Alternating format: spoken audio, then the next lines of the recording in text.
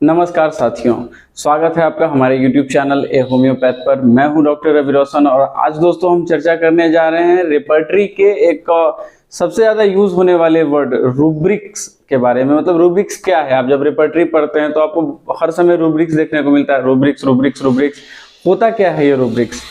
तो दोस्तों रूब्रिक्स जो है वो लैटिन शब्द रूब्रिका से आया है, जिसका मतलब होता है शीर्षक, मतलब हेडिंग। जब आप रेपर्टरी यूज करते हैं तो रेपर्टरी में आपको सबसे ऊपर जो लिखा हुआ हेडिंग मिलता है, जैसे कि किसी रूब्रिक्स का मतलब क्या है कि एक लाइन जो एक पूरा लक्षण हम बतलाते हैं कि ये ऐसे ऐसे है, तो उसको बिल्कुल शॉर्ट करके एब्रिविएशन में लिखना वही रूब्रिक्स कहलाता है। उसको शॉर्ट करके बिल्कुल हम लिख रहे हैं और ऊपर में लिख दिया, उसके बाद नीचे उसके ये दिए हुए हैं, मेडिसिन दिए हुए हैं ग्रुप वाइज।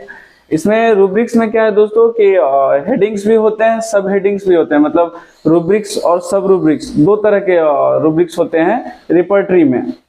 जिसमें रूब्रिक्स का मतलब होता है दोस्तों, जैसे कि हमारा एक पेज है, एक मान लेते हैं कि ये जो है ये हमारा एक रेपर्टरी का पेज है। तो रेपर्टरी के पेज में सबसे ऊपर जो यहाँ पर होता है, यहाँ हमें रूब्रिक्स लिखे हुए होते हैं। रूब्रिक्स को जैसे किस तरीका से लिखा जाता है दोस्तों, जैसे कोई पेशेंट आपके पास आता है और कहता है कि मरने की इच्छा होती है, मन करता है कि सुसाइड कर ले, लेकिन मरने से बहुत डर लगता है। जिसमें अगर वैसे तो दोस्तों दिक्कत हमारे साथ है कि रेपर्टरी को यूज करने के लिए इंग्लिश में बात करना जरूरी है। इंग्लिश में ही रेपर्टरी आपको मैक्सिमम अवेलेबल है। जिस दिन हिंदी में ये होने लगे उस दिन समझिए कि हमारा विकास हो जाएगा। लेकिन रूब्रिक्स को अगर हम जैसे इस लाइन को अगर हम लेते हैं कि पेशेंट हमारे पास आता है, कहता है कि मरने की इच्छा होती है, मन करता है सुसाइड कर ले, लेकिन मरने से डर भी लगता है, तो उसको हम इंग्लिश में क्या कहेंगे कि patient desires to commit suicide but afraid to die.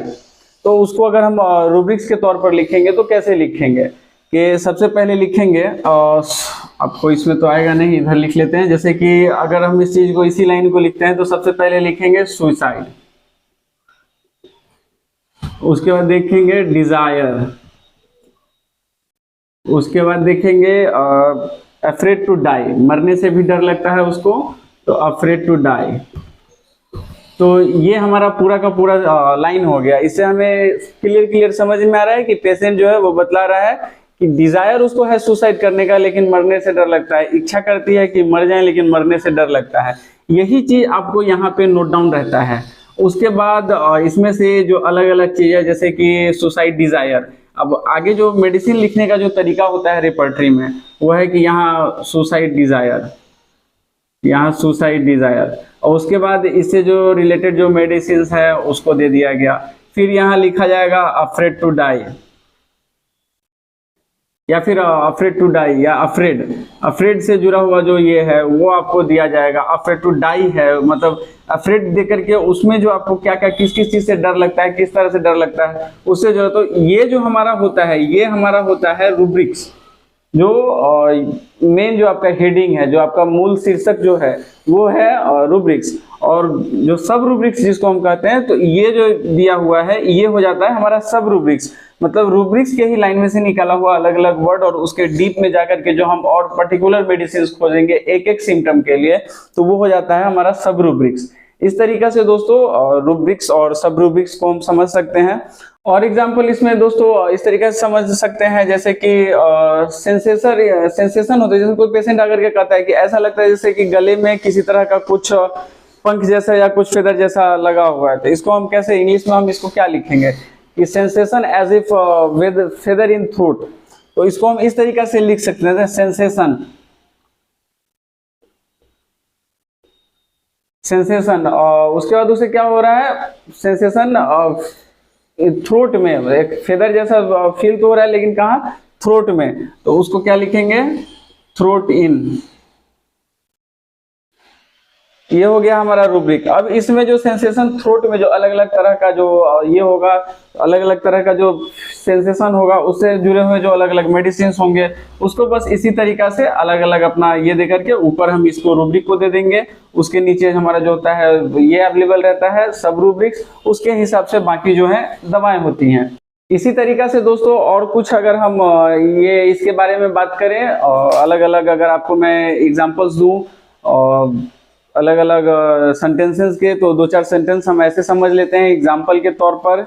Stitching pain in abdomen relieved by pressure, तो इसको हम कैसे लिख लेंगे? इसका रूब्रिक होगा abdomen, pain, stitching, pressure, amelioration, ये सारा आ जाएगा, जिससे हमको ये पता चले कि एब्डोमेन का बात है। पेन से हम समझते हैं कि पेन है, जैसे कहा जा रहा है कि स्टिचिंग पेन है, स्टिचिंग उसका अगला रूब्रिक हो जाएगा। उसके बाद प्रेशर, क्योंकि रिलीव्ड बाय प्रेशर है तो प्रेशर से क्या हो रहा है, इसलिए प्रेशर। एमेलियोरेशन, रिलीव्ड का मतलब क्या कि कमना, कमने का अर्थ, रिलीव्ड का मतलब क्या कि कमना, कमने का मतलब क्या होता है कि हाँ आराम हो रहा है, तो उसको हम कहते हैं एमेलियोरेशन, तो बाद में आ जाएगा एमेलियोरेशन। आगे बात करते हैं दोस्तों, जैसे कोई पेशेंट आपसे आकर के कहता है कि ज्यादा वो नहीं सोच पाता, वो बहुत ज्यादा सोच नहीं पाता, लंबा वो किसी चीज पर सोच नहीं पाता, तो इसको हम इंग्लिश में क्या कहेंगे, अनेबल टू थिंक लॉन्ग। अब अनेबल टू थिंक लॉन्ग को अगर हम रूब्रिक्स निकालेंगे तो शॉर्टकट में उसको हम लिख सकते हैं डलनेस। डलनेस का मतलब कि ज्यादा वो एक्टिव नहीं रह पाता, ज्यादा कुछ कर नहीं पाता। आगे का ले लेते हैं हम एग्जांपल, जैसे कि कोई पेशेंट आकर के हमसे कहता है कि उसके सर में आगे के तरफ भारीपन महसूस होता है, उसके सर में आगे के तरफ दर्द महसूस होता है, तो उसको हम किस तरीका से लिखेंगे? उसको हम इंग्लिश में अगर हम ट्रांसलेट करते हैं तो उसको हम कहेंगे जैसे पेन इन फोरहेड या हेवीनेस इन फोरहेड, तो उसको हम अगर रूब्रिक्स में लिखना चाहेंगे तो उसको हम इस तरीका से लिख सकते हैं, जैसे कि जैसे आप पहले लिख लेंगे हम हेड, सबसे पहले जो हमारा होगा हेड होगा। उसके बाद क्या आप बोल रहा है कि हेवीनेस इन फोरहेड, मतलब सर के आगे की तरफ भारीपन है, तो फिर उसको हम ले लेंगे हेवीनेस, या फिर इसको पेन के कैटेगरी में भी लिया जा सकता है, तो इसको पेन भी आप देख सकते हैं। उसके बाद क्या है फोरहेड, तो ये जो है ये हमारा ये हो गया रूब्रिक्स। अब इसका सब रूब्रिक जो होगा, सब रूब्रिक क्या होगा, जैसे कि हेड में है हेवीनेस है, फोरहेड है, इतना तो समझ में आ रहा है, लेकिन सब रूब्रिक्स में हम क्या लिखेंगे कि मान लेते हैं किस वजह से हो रहा है, जैसे किस तरह का, क्योंकि हर अलग अलग पेशेंट में तो अलग अलग तरह का चीज देखने को मिलेगा आपको। तो एक पेशेंट कहता है कि ऐसा लग रहा है जैसे कि पढ़ने के वक्त, मान लीजिए किसी को पढ़ने के वक्त ये होता है, दिक्कत होता है, तो उसमें स्टडी वाइल, ये हमारा सब रूब्रिक हो जाएगा स्टडी वाइल। और उसके बाद इसमें हमें अब इसके रिलेटेड जो मेडिसिन हैं वो होंगे। अब दूसरा मान लेते हैं, अगर एक और एग्जांपल इसमें ले लेते हैं, जैसे कि कोई कहता है कि सर में लगता है जैसे कि आगे पत्थर जैसा कुछ वजन पड़ा हुआ है, कुछ वेट पड़ा हुआ है, तो उसमें क्या लिखेंगे, स्टोन लाइक वेट। और उसके बाद जो इसका ये जो टोटल होगा, जो उसका दवा होगा, जो मेडिसिन उसके होंगे, जो ये होंगे रेमेडीज होंगे, वो मेंशन किया गया होगा। तो इस तरीका से हम रेपर्टरी में पढ़ सकते हैं रूब्रिक्स को, सब रूब्रिक्स को, और उसे हम निकालते हैं फिर जाकर के दवाएं। तो रूब्रिक्स मूल तरह से बस इतना ही है कि एक एक्सप्लेनेटरी वर्ड होता है, शॉर्टकट में अगर हम कहें तो एक्सप्लेनेटरी, एक व्याख्या करने वाला शब्द जो कि छोटे फॉर्म में लिखा हुआ हो, जिसमें से फालतू के जो भी वर्ड्स हैं उसको हटा करके जितना शॉर्ट में, एक ही लाइन को कितना शॉर्ट में हम लिख सकते हैं, और उसी को कहते हैं रूब्रिक्स।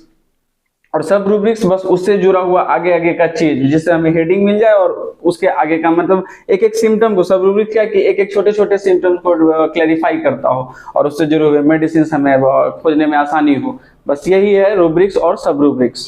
अगर हम रूब्रिक्स के सोर्स की बात करें तो रूब्रिक्स हम कहाँ से लेते हैं, तो रूब्रिक्स के सोर्स में कुछ सोर्स जो है दोस्तों, उसमें से एक है मेटेरिया मेडिका प्यूरा, और दूसरा हो जाता है आपका क्रॉनिक डिजीज, तीसरा हो जाता है आपका बहुत ही सक्सेसफुली लिखा हुआ प्रिस्क्रिप्शन, मतलब राइटिंग ऑफ सक्सेसफुल प्रिस्क्रिप्शन जो होगा, उसमें से आप रूब्रिक्स निकाल सकते हैं, उसमें से आपको रूब्रिक्स खोजने को मिल सकता है।